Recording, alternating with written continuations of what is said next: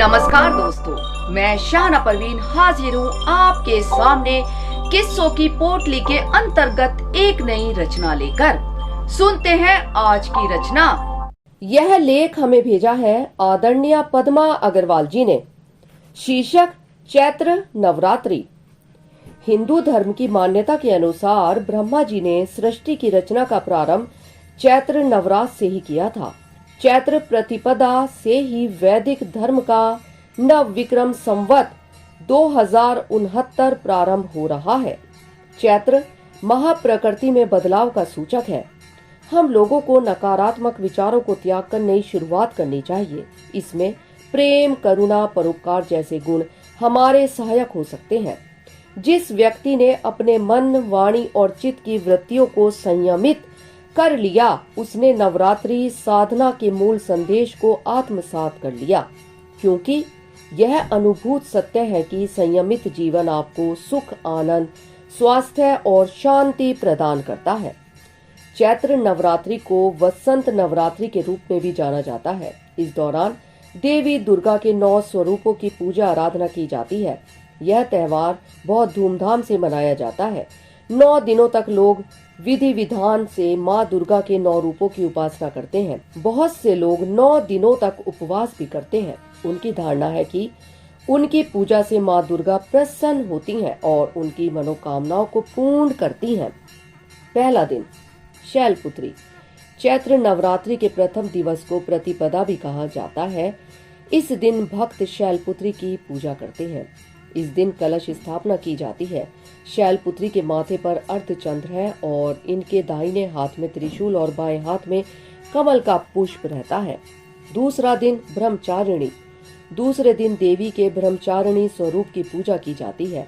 यह स्वरूप ज्ञान और दृढ़ संकल्प का प्रतिनिधित्व करता है। तीसरा दिन, माँ चंद्रघंटा। चैत्र नवरात्रि के तीसरे दिन माँ चंद्रघंटा की पूजा की जाती है। यह बाघ पर सवारी करती हैं। इनके माथे पर अर्धचंद्र सुशोभित रहता है। चंद्रघंटा नाम का अर्थ है जिसके माथे पर चंद्रमा विभूषित है।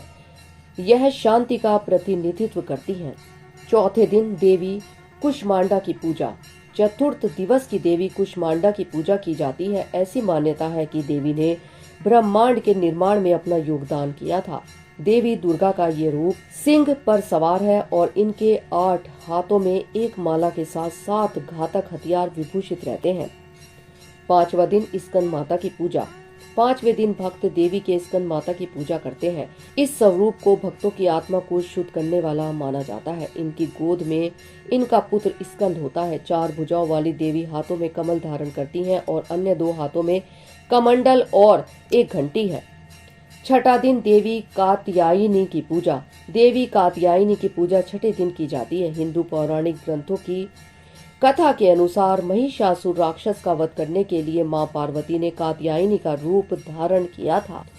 7वां दिन, कालरात्रि पूजा। कालरात्रि का स्वरूप सबसे उग्र और सबसे हिंसक रूप माना जाता है। इस स्वरूप की पूजा 7वें दिन की जाती है। 8वां दिन, महागौरी की पूजा। नवरात्रि में 8वें दिन महागौरी देवी की पूजा की जाती है। माँ महागौरी पवित्रता और शांति का प्रतीक है। देवी दुर्गा के भक्त उनका आशीर्वाद पाने के लिए महाअष्टमी के दिन उपवास रखते हैं। 9वां दिन, देवी सिद्धिदात्री की पूजा। नवरात्रि के अंतिम दिन यानी कि 9वें दिन देवी सिद्धिदात्री की पूजा की जाती है।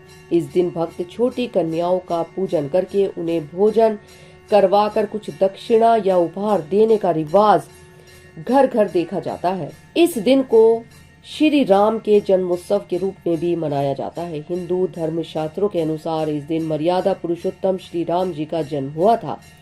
राम नवमी के दिन ही चैत्र की नवरात्रि का समापन होता है। इस दिन बहुत से लोग नदियों में स्नान करते हैं, मंदिर जाते हैं, उपवास रखते हैं, हवन करवाते हैं। ऐसी मान्यता है कि इस दिन व्रत रखने से उपासक की सारी मनोकामनाएं पूर्ण हो जाती हैं और मन वांछित फल की प्राप्ति भी होती है। अयोध्या में चैत्र राम मेले का भी आयोजन किया जाता है। लोगों के घरों में सामूहिक रामचरितमानस के पाठ का भी आयोजन किया जाता है। इस तरह से चैत्र नवरात्रि के 9 दिनों तक धार्मिक भावनाओं से ओतप्रोत होकर विभिन्न प्रकार के धार्मिक आयोजनों के द्वारा तन मन की शुद्धि का प्रयास करते हैं। आशा करते हैं आपको किस्सों की पोटली से यह रचना पसंद आई होगी। दोस्तों, यदि आपका हमारे कार्यक्रम से संबंधित कोई भी सवाल या फिर सुझाव है, या आप हमारे इस कार्यक्रम में और भी कुछ देखना और सुनना चाहते हैं, तो कृपया हमें कमेंट करके जरूर बताएं। आपके सुझावों का हमें इंतजार रहेगा। धन्यवाद।